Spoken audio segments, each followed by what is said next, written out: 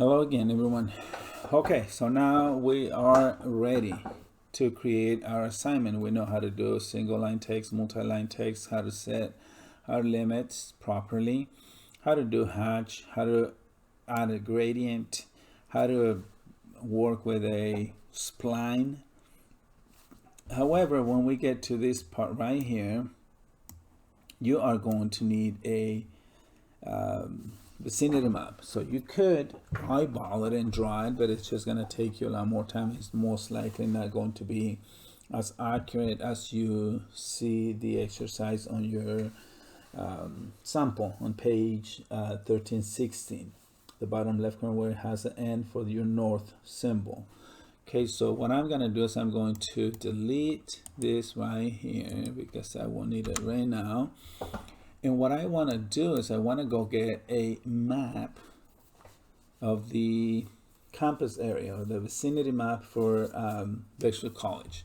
How do we do that? I typically just go, I mean, you can do it any way that you want, but I typically just go to the internet. And if I just go and type Bakersfield College, you'll see, just type Bakersfield College. It will give you this, this window right here, see? I will go there and I will simply click here and it's going to give me this map. If I just go and say, okay, where is Bakersfield College? Oh, it's right here, look.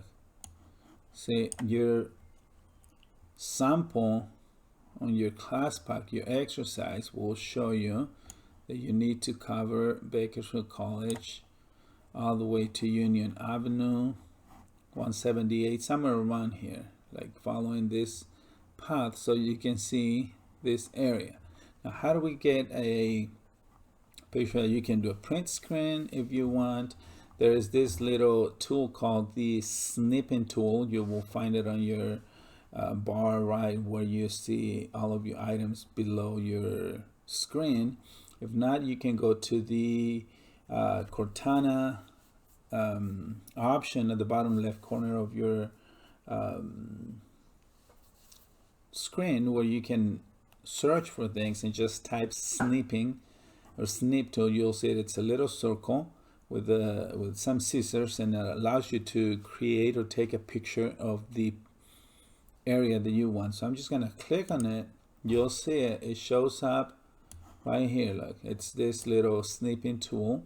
So when you get that, you say new, and it's going to create a kind of faded window for now, and it's going to allow you to take sort of a picture or snip of the area that you need. So I'm probably going to select right here, and you'll see that it starts clearing on the part that you're going to get. So I just go somewhere right here because that's what I need. I see that that's my picture right here, because I can see Bakersfield College there. I can see Panorama Drive, Union, 178, Mount Vernon. Those are the sort of the parameters that my picture and my exercise assignment instructions have. So I go here and I said, okay, let me file and save as, and go put it somewhere. Put it on your assignments, put it on your picture somewhere. And I'm gonna just go and say, well, I have my items right here.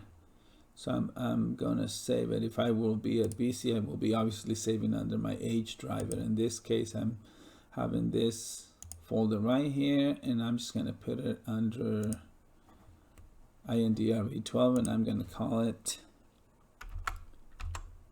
BC Vicinity Map.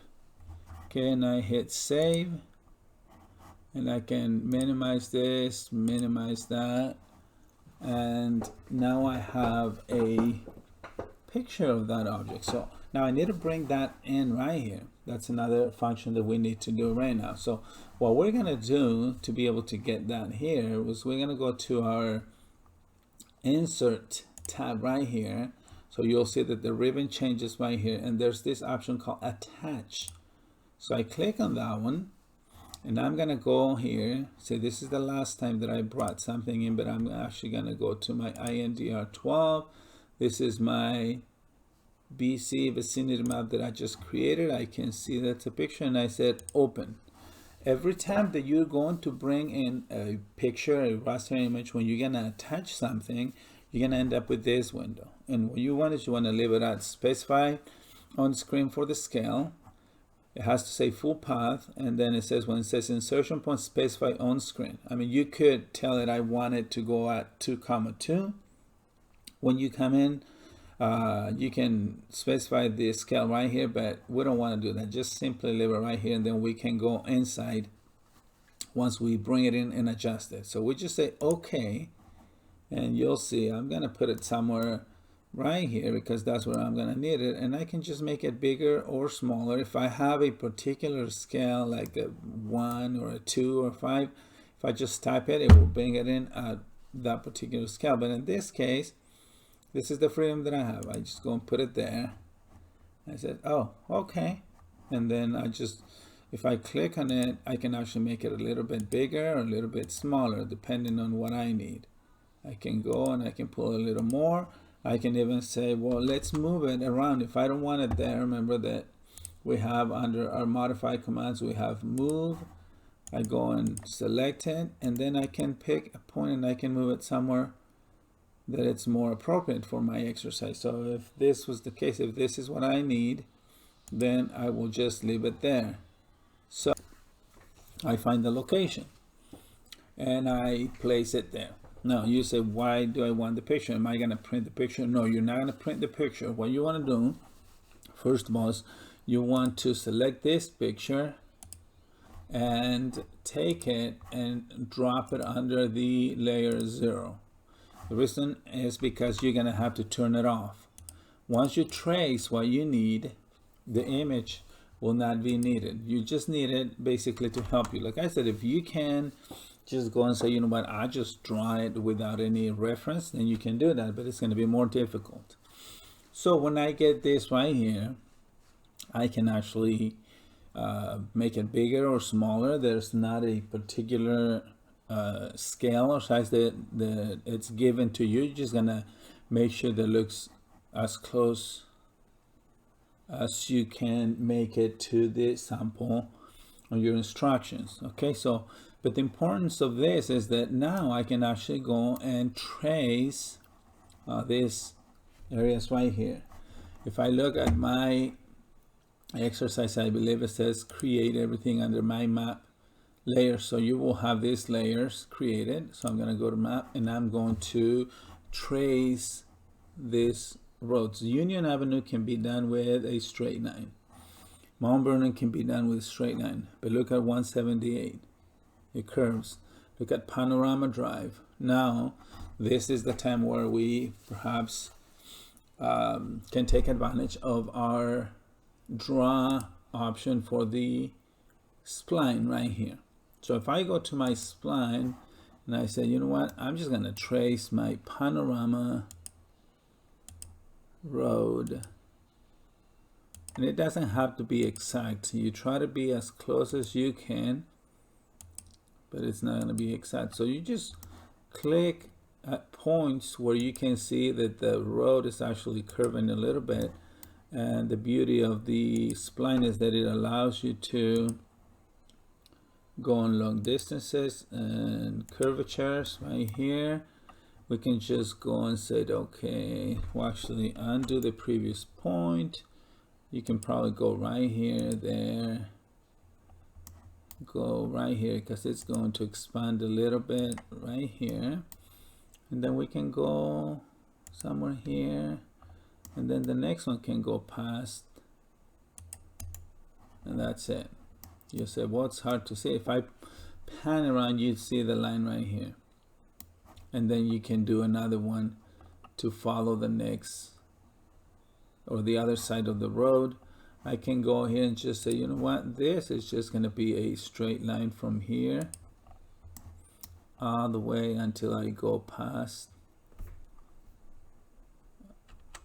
178. I think that's what your exercise shows. So somewhere right here, and I can just say, okay, let me create another one, or let me copy this one that I have right here from there to there. And if I go, see that? There is my Mount Vernon, but press and hold, you move around, and then the image disappears. Just for the moment, it's not going away, it's just disappears because you're doing another function right here. You let go of the pan, and then you see it again. And so you will go and say draw spline, and then you can go from here and say, okay, this is going to be F8. Make sure F8 is not active, otherwise it won't give you the freedom. So I'm just gonna go and try to follow the first side of 178. Go here, curve in there, and looks like it goes somewhere right here. Hit enter, and there it is. But you have to do both sides, not just one. So I can go and do another one right here. You will do both. So if I wanted to go from here, I can go the ramp, I can go across. Yeah, and you're gonna have to do a little bit of trimming right here. You don't have to do this exit right here, just the actual big road right here. So you can go there and here. See, I'm just following, I'm tracing the road the best that I can. Now if I want to see exactly how it is, I can always go and turn off my layer. Remember, now we know how to manipulate the layers as well. But before I do that, I am going to create another line right here, another line here. That's just giving me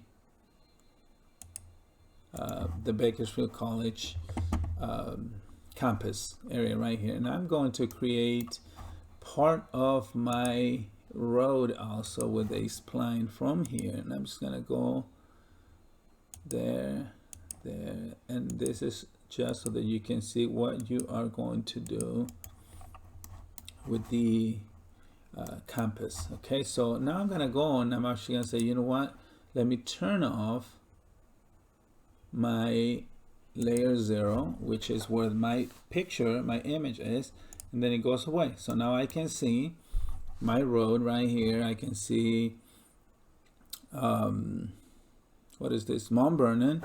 There's Union Avenue. I will have to create another line here, of course, with the continuation of this line, so that you can make this look like Panorama Drive and a couple of other streets inside.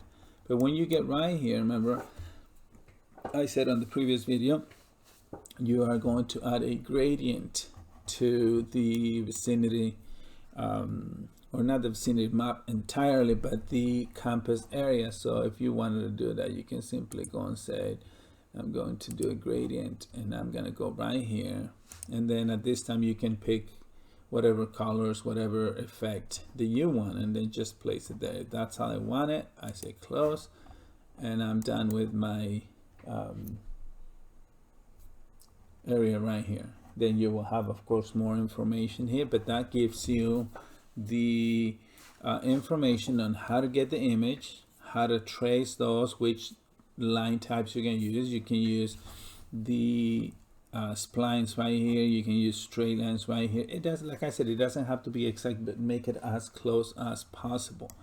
Then right here, of course, you're gonna have this here, which is going to be your arrow right here, right?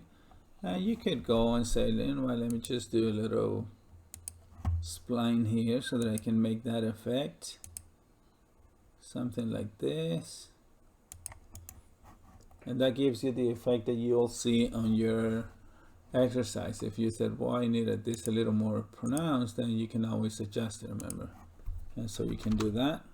And now you can actually go and add the hatch that you need inside this one. And then you go, you click there, but you want something different. You want that one with perhaps a little bit of a smaller scale or bigger scale. You can see what you need there, somewhere around there, maybe 40, You adjust it accordingly. Once you're done, you said close, and then you are done with that part. You will be done with that part. You know what you're gonna do with this text right here. So we know what to do, how to get the map, how to do the gradient, the hatching right here, how to create this line. So you'll be able to get that part done. Okay, so I probably have one more video to show you how to create the frames, the borders right here. Okay, thank you.